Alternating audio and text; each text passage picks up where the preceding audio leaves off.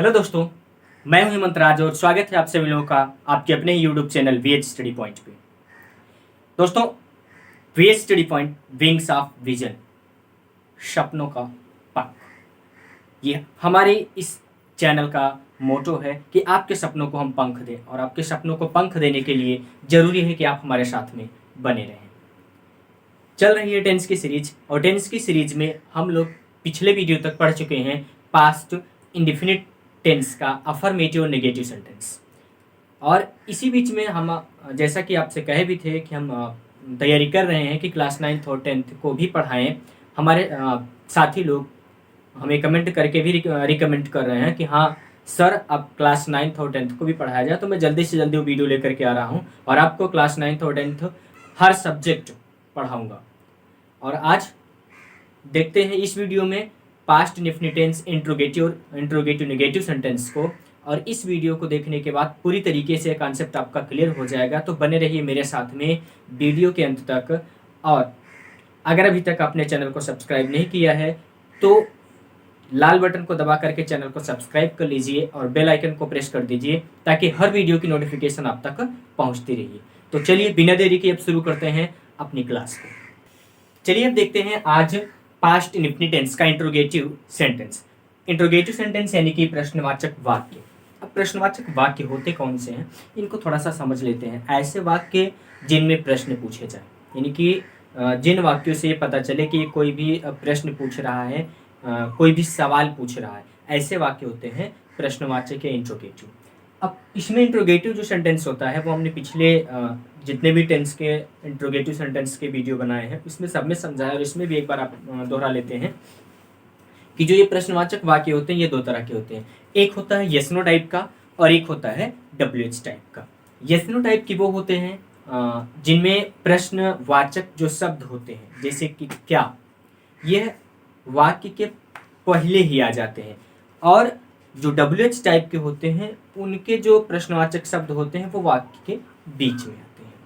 तो इसको भी समझेंगे और डिटेल से आप अपने बोर्ड पे। जैसे देखिए, हमने यहाँ पे एग्जाम्पल के तौर पे लिखा है कि क्या तुम रोज स्कूल जाते थे। थे इससे ये क्लियर हो गया कि हाँ ये पास्ट इंडेफिनिट का है। और क्या शब्द से क्लियर हो गया कि यह इंट्रोगेटिव यानी कि प्रश्नवाचक, क्योंकि क्या शब्द जो होता है ये प्रश्न पूछने का काम करता है।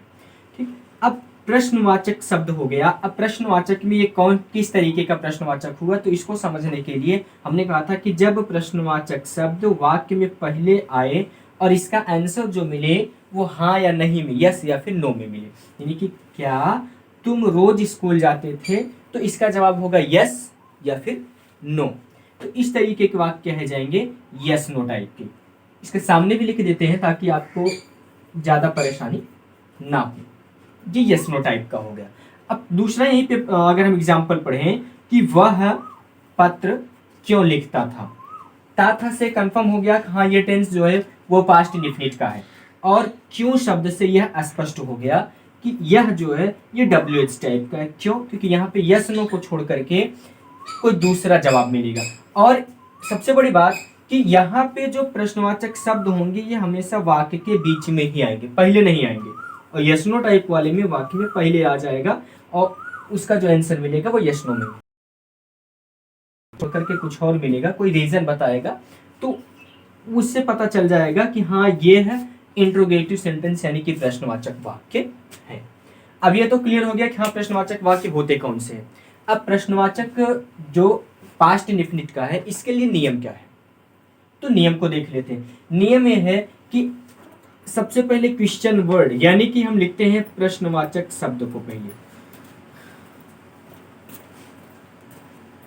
इसके बाद में होती है सहायक क्रिया, और सहायक क्रिया के बाद में कर्ता, कर्ता के बाद में मुख्य क्रिया, और मुख्य क्रिया का हमको लगाना है फर्स्ट फॉर्म, और इसके बाद में हो जाता है कर्म। और सबसे महत्वपूर्ण बात कि प्रश्नवाचक है इसलिए यहाँ पे हमको प्रश्नवाचक चिन्ह लगाना जरूरी है। सहायक क्रिया हमारी जो होगी वो एक ही सहायक क्रिया इसमें है पास्ट इंडेफिनिट के नेगेटिव इंट्रोगेटिव में, वो होती है डीड। ये हमारे एक वचनकर्ता के साथ में भी प्रयोग होगी और बहुवचनकर्ता के साथ में भी प्रयोग होगी।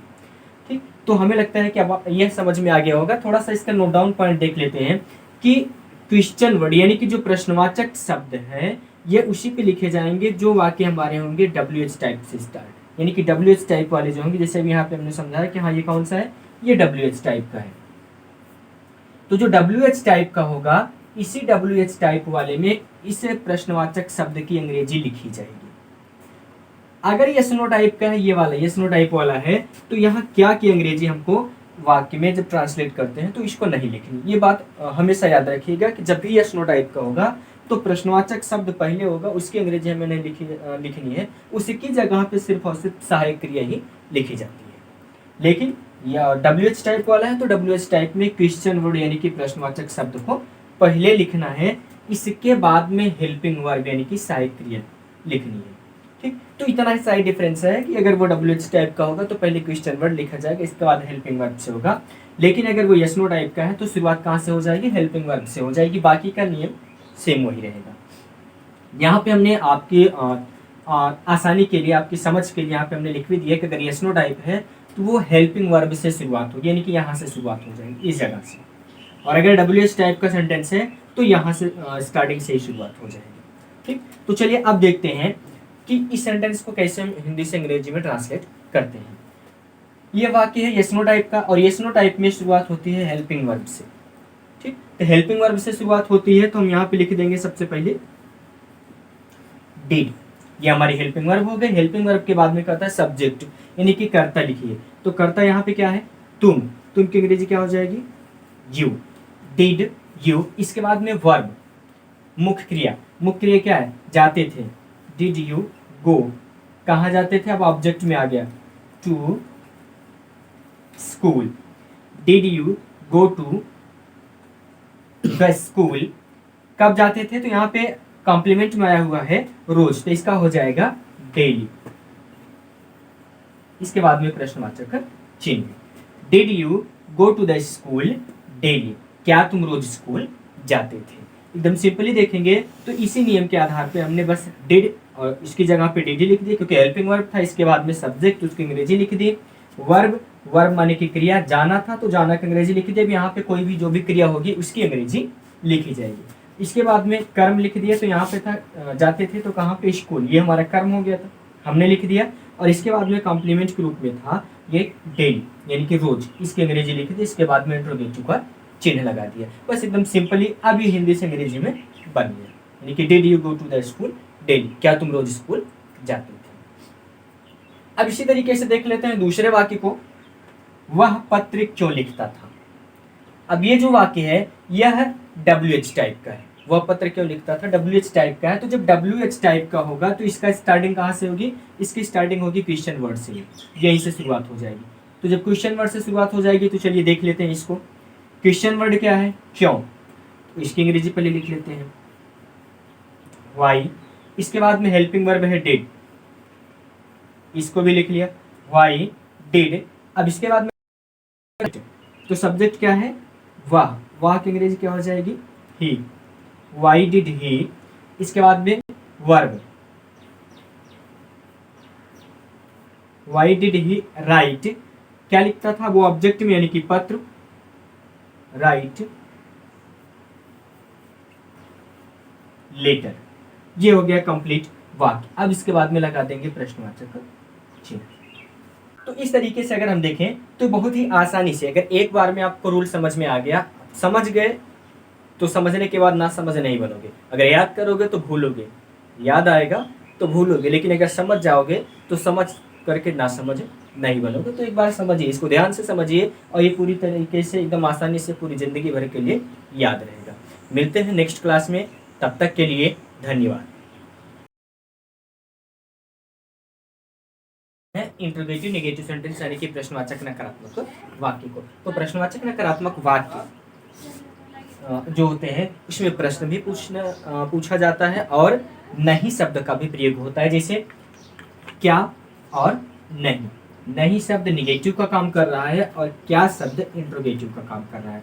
तो ये दोनों एक ही वाक्य में जब आ जाते हैं तो इसको कहा जाता है इंट्रोगेटिव नेगेटिव यानी कि प्रश्नवाचक और नकारात्मक। अब ये प्रश्नवाचक नकारात्मक किसका है, तो इसको देखने के लिए हम आ जाएंगे वाक्य के लास्ट में। यहाँ पे है ता था, तो ता था किस में आता है, पास्ट इंडेफिनिट में। तो पास्ट इंडेफिनिट का इंट्रोगेटिव नेगेटिव सेंटेंस। अभी जस्ट हमने थोड़ी देर पहले आपको समझाया कि क्वेश्चन वर्ड और हेल्पिंग वर्ब के बारे में, कि हेल्पिंग वर्ब और क्वेश्चन वर्ड किस तरीके से यूज करते हैं।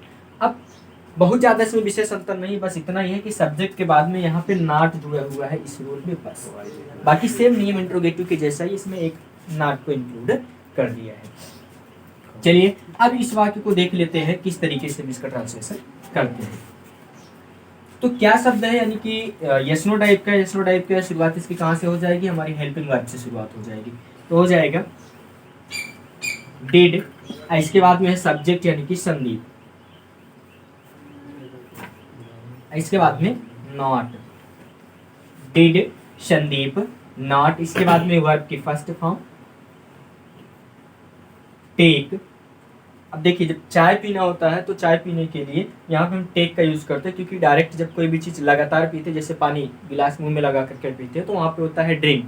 लेकिन चाय को उस तरीके से नहीं पियेंगे, और उस तरीके से पियेंगे तो जीभ जल जाएगी, तो इसलिए इसको हम यहाँ पे लगाते हैं टेक। अब इसके बाद में टेक के बाद ऑब्जेक्ट, ऑब्जेक्ट क्या है, चाय, did not take T.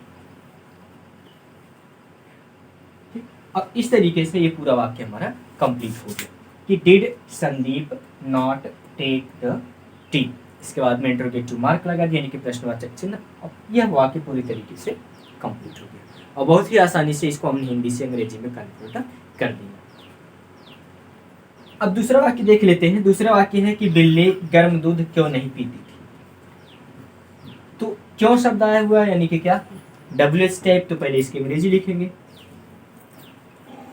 Y, इसके बाद में हेल्पिंग वर्ब डिड, इसके बाद में subject cat, why did cat, इसके बाद में नॉट, नॉट, इसके बाद में वर्ब की फर्स्ट फॉर्म, वर्ब क्या है, दूध पीना, लेकिन यहाँ पे गर्म दूध है, तो हो जाएगा why did cat not drink hot milk. और इस तरीके से वाक्य भी पूरी तरीके से कंप्लीट हो गया। मुझे उम्मीद है कि आपको यह पास्ट इंडेफिनिट का इंट्रोगेटिव और इंट्रोगेटिव नेगेटिव सेंटेंस अब पूरी तरीके से समझ में आ गया होगा। और अगर अभी तक आपने चैनल को सब्सक्राइब नहीं किया तो चैनल को सब्सक्राइब कर लीजिए और अपने फ्रेंड्स के बीच में ज़्यादा से ज़्यादा शेयर कीजिए। ये मेहनत हम आपके लिए कर रहे हैं, और निःशुल्क में अगर आपको एजुकेशन उपलब्ध करा रहे हैं तो आपका भी उत्तरदायित्व है कि आप हमारे लिए कुछ कीजिए, और सिर्फ आपकी उंगलियाँ चलानी है, और उससे ज़्यादा से ज़्यादा अपने फ्रेंड्स के बीच में शेयर करके आप हमारा भी सपोर्ट कीजिए। मिलते हैं अगली क्लास में, तब तक के लिए धन्यवाद। To get more videos, please like, share and subscribe the channel. Subscribe the channel.